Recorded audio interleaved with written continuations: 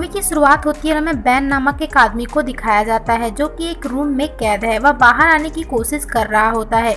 अब कहानी फ्लैशबैक में चली जाती है जहां हमें 3 दिन पहले का समय दिखाया जाता है। शिकागो के इस शहर में हमारी मुलाकात इस मूवी के 6 मेन कैरेक्टर से होती है, जिसमें से जूही नामक एक लड़की को दिखाया जाता है जो कि फिजिक्स की स्टूडेंट होती है। वह ज़्यादा घुलना मिलना पसंद नहीं करती है। उसके हॉलिडे अगले दिन से ही स्टार्ट होने वाले होते हैं, इसलिए प्रोफेसर उसे लोगों से घुलने मिलने की सलाह देते हैं। जिसके बाद हमें बैन को दिखाया जाता है जो मूवी की शुरुआत में दिखाया गया था। बैन ग्रोसरी स्टोर में काम करता है।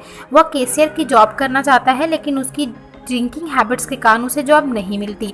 अगले कैरेक्टर के रूप में हमें जैसन को दिखाया जाता है जो कि एक स्टॉक ब्रोकर होता है।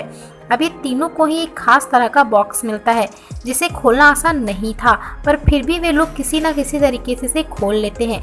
उस बॉक्स के अंदर एक इनविटेशन कार्ड होता है जो कि स्केप रूम का होता है।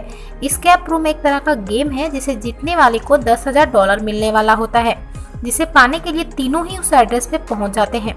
अगर आप इसकी जगह पे होते तो क्या करते, कमेंट में जरूर बताएं। एनीवेज, जब वे तीनों अंदर जाते हैं तो उन्हें 3 और लोग दिखाई देते हैं, जिसमें से एक का नाम अमेंडा होता है जो कि एक सोल्जर होती है, दूसरे का नाम माइक होता है जो कि एक ट्रक ड्राइवर होता है और तीसरा का नाम डैनी होता है। अब ये सभी गेम के ऑनर का वेट कर रहे होते हैं, पर काफ़ी वेट करने के बाद भी जब ऑनर नहीं आता तो बैन कहता है कि मैं एक सिगरेट पीकर आता हूँ। पर जैसे ही वह दरवाज़ा खोलने के लिए हैंडल पकड़ता है, हैंडल टूटकर उसके हाथ में आ जाता है, जिसके बाद सब समझ जाते हैं कि गेम की शुरुआत हो चुकी है और उन्हें इस रूम से एस्केप करना होगा। वे लोग अपने तरीके से बाहर निकलने की कोशिश करने लगते हैं। उन्हें वहाँ एक किताब मिलती है जिसमें फ़ारेनहाइट 455 लिखा होता है जो कि एक टेम्परेचर है। वो देखते हैं कि दरवाजे के हैंडल जो टूट गया था उस पर भी टेम्परेचर कंट्रोलर है। जूही उसे 451 पर सेट कर देती है और जैसे ही वो ऐसा करती है रूम का टेम्परेचर बढ़ने लगता है और जैसे जैसे वे लोग रूम की चीज़ों को छेड़ते हैं टेम्परेचर और बढ़ने लगता है। तभी जूही देखती है कि दीवार पर एक टेम्पलेट लगा है जिस पर लिखा है डॉक्टर वू टेन्यू कहते हैं कि टेबल पर कोस्टर्स का यूज करें। कोस्टर जो कि ग्लास के नीचे रखा जाता है, पर जब वह जूही टेबल पर देखती है तो वहाँ कोस्टर्स मिल जाता है। उसे दबाने पर दरवाज़ा खुल जाता है और सभी कोस्टर को दबाने लगते हैं जिससे कि बाहर जाने का रास्ता उन्हें मिल जाता है, लेकिन उनको बाहर जाने के लिए कोस्टर को दबाए रखना ज़रूरी होता है। तो जूही उस कोस्टर के ऊपर ग्लास रख देती है और सभी ऐसा करते हैं और जिसके बाद दरवाज़ा खुल जाता है और सभी उस रूम से बाहर आ जाते हैं और जैसे ही वो बाहर आते हैं उस रूम में ब्लास्ट हो जाता है। अभी 6 के 6 दूसरे रूम में पहुंच जाते हैं। ये रूम भी लॉक होता है जिसे खोलने के लिए 7 अल्फ़ाबेट का पासवर्ड चाहिए। तभी बैन दीवार पर you will go down in history लिखा देखता है, जिसे याद करते हुए उसे याद आता है कि यह सॉन्ग वो अपने दोस्तों के साथ गा रहा था और इस सॉन्ग में एक वर्ड आता है रुडोल्फ। जब वह यह पासवर्ड उसमें यूज़ करता है दरवाज़ा खुल जाता है और सब के सब कमरे से बाहर आ जाते हैं। बाहर आते ही इन्हें चारों तरफ बर्फ मिलती है और यहाँ काफ़ी ठंड होती है।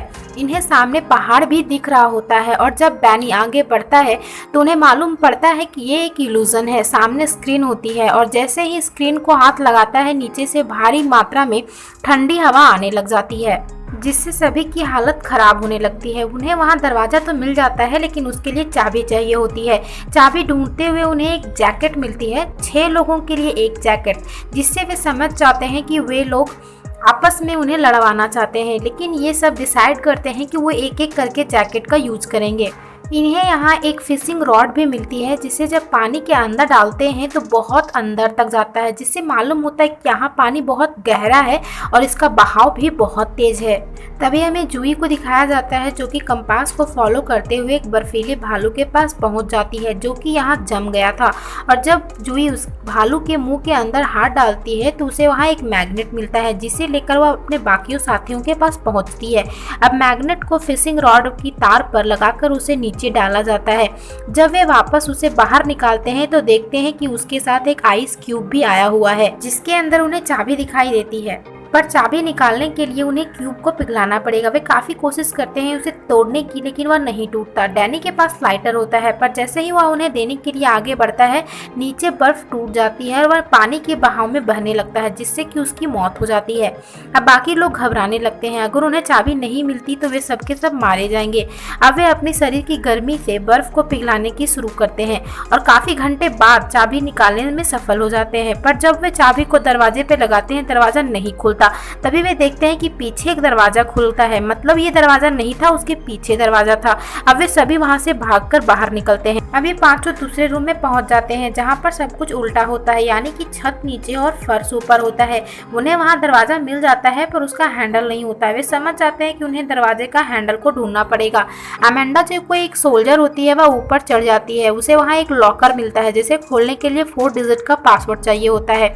अब नीचे दिखाया जाता है जहाँ पर फ्लोर एक एक करके खिसक रहा होता और नीचे बहुत गहरा होता है। वहीं जूही की नज़र दीवार की एक पजल पर जाती है जिसे वह सॉल्व कर देती है, जिसे उसे लॉकर के पासवर्ड मिल जाता है। अमेंडा उस लॉकर पर वह पासवर्ड यूज कर लेती है जिससे दरवाजा का हैंडल मिल जाता है, पर अब उसे कमरे के दूसरी तरफ जाना था। इसी बीच वह हैंडल नीचे फ्लोर पर गिर जाता है, जिसके लिए अमेंडा भी नीचे कूद जाती है और हैंडल को जेसन की तरफ फेंकती है, जिसे जेसन कैच कर लेता है। पर तभी फ्लोर खिसक जाता है और अमेंडा के नीचे गिरने से मौत हो जाती है। जिसके बाद वे सभी दरवाजा खोलकर दूसरे रूम में पहुंच जाते हैं, जो कि एक हॉस्पिटल का रूम होता है जिसमें 6 बेड लगे होते हैं और इन सभी 6 बेडों पर एक फाइल होती है जिसमें इन सभी 6 जिसे चुना गया था उनकी इन्फॉर्मेशन होती है। इन सभी के साथ एक पहले बहुत ही बड़ा हादसा हो चुका होता है जिसमें से सभी तो मारे जा चुके होते हैं, लेकिन यही लकीली बच चुके होते हैं, यानी ये सबसे लकी हैं। और जो गेम का ऑनर है यह देखना चाहता है कि इन सभी में से सबसे लकी कौन है। इस रूम में उन्हें कुछ हाथ के एक्सरे मिलते हैं जिन्हें देखने पर बैन बताता है कि यह एक साइन लैंग्वेज है, क्योंकि बैन का भाई सुन नहीं सकता इसलिए बैन को यह लैंग्वेज आती है। इन एक्सरे का मतलब है EKG। ये सभी EKG मशीन को ढूंढने लगते हैं, पर जूही जो कि वहाँ पर कैमरास को तोड़ने लगती है। अब उसका मानना ये था कि अगर वे गेम ऑनर की बात से चलेंगे तो वे कभी भी इस यहाँ से बाहर नहीं निकल सकते और सब के सब मारे जाएंगे। अभी तक जेसन को दिखाया जाता है जिसे वो मशीन मिल चुकी होती है। वो बताता है कि अगर इस मशीन को हम अपने हार्ट से कनेक्ट करें और सही हार्ट रेट मिल जाती है तो दरवाजा खुल जाएगा। वहीं दीवार पर रिवर्स टाइमिंग चल रही होती है। अब जेसन मशीन को माइक पर ट्राई करता है पर दरवाजा नहीं खुलता। तभी वहां आवाज आती है टेस्टिंग योर लिमिट, जिससे जेसन को समझ आता है कि हमें हार्ट रेट को बढ़ाना होगा, जिसके लिए वह माइक को इलेक्ट्रिक शॉक देता है। पर फिर भी दरवाजा नहीं खुलता, लेकिन माइक की मौत हो जाती है। अब जेसन को समझ में आता है कि हार्ट रेट को बढ़ाना नहीं है बल्कि कम करना है। वह अपने हार्ट पर उस मशीन को ट्राई करता है और अपने माइंड को पूरी तरह से शांत कर देता है, पर टाइम खत्म हो जाता है। वहां पर जहरीली गैस भरना शुरू हो जाती है, पर फिर भी किसी तरह से जेसन अपने माइंड को शांत करके दरवाजा खोलने में सफल हो जाता है। जिसके बाद जेसन और बैन अगले कमरे में चले जाते हैं, पर जूही वहीं रह जाती है और कुछ जहरीली गैस के कारण वो वहां से बेहोश हो जाती है। अब दिखाया जाता है जेसन और बैन को। बैन कहता है कि मुझे पता है कि उस एक्सीडेंट में तुमने अपनी जान बचाने के लिए अपने दोस्त को मार दिया था। आज से कई साल पहले जब तुम्हारी और तुम्हारे दोस्त की समंदर में नाव पलट गई थी तो वहाँ एक ही लाइफ जैकेट थी, इसलिए तुमने अपने दोस्त को मार दिया।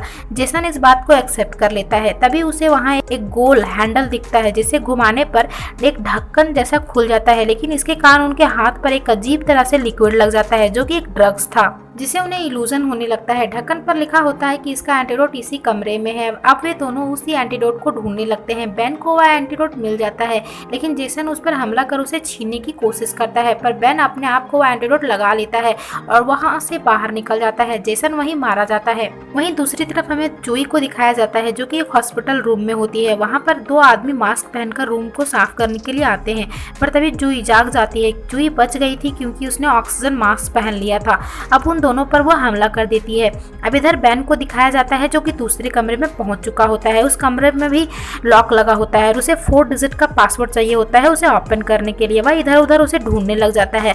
अब इन्हें जो मूवी की शुरुआत में हमें दिखाया गया था, उसे वहाँ एक किताब मिलता है जिसमें एक कोड लिखा होता है जिसके मुताबिक वहाँ पर एक घड़ी होनी चाहिए, पर उस कमरे में कोई भी घड़ी नहीं होती। तभी उसकी नज़र वहाँ के तस्वीरों पर जाती है जो कि एक घड़ी की सुई की तरह इशारा कर रहे होते हैं, जिसे सॉल्व करने पर उसे कोड मालूम हो जाता है और वह दरवाजा खोल लेता है। और जब वह उस रूम से बाहर आता है तो उसकी मुलाकात गेम ओनर से होती है, जिससे हमें सच का मालूम पड़ता है।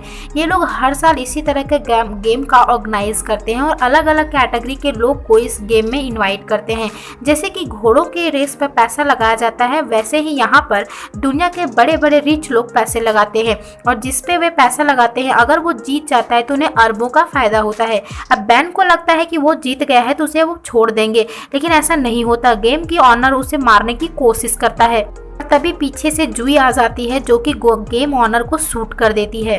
अब वे दोनों एस्केप रूम से बाहर आ जाते हैं। बेन जख्मी होता है इसलिए उसे हॉस्पिटल भेज दिया जाता है। बेन जब ठीक हो जाता है तो जूही पुलिस को लेकर वहाँ स्केप रूम पे पहुँचती है, लेकिन वहाँ उसे कुछ भी नहीं मिलता। पुलिस भी बेन की बात पर भरोसा नहीं करती क्योंकि उसकी बॉडी में ड्रग्स पाया गया था। अब 6 महीने बाद का समय दिखाया जाता है जहाँ पर जूही बेन से मिलने आई थी और उसे न्यूज़पेपर दिखाती है जिसमें उसके 4 साथियों की मौत की खबर छापी गई थी, जो कि बिल्कुल झूठ होती है। जूही बताती है कि अगला गेम मैनहट्टन के एक बिल्डिंग में होने वाली है, जिसके लिए मेरे पास हम दोनों के लिए फ्लाइट के टिकट्स हैं। वहीं मैनहट्टन में दिखाया जाता है जहां अगले स्केप रूम की तैयारी चल रही होती है और उनके पास जूही और बेन की प्रोफाइल होती है, यानी कि वे लोग इन पर नज़र बनाए हुए हैं। और इसी के साथ ये मूवी यहीं पे एंड हो जाती है। वीडियो पसंद आई हो तो लाइक और सब्सक्राइब जरूर करें।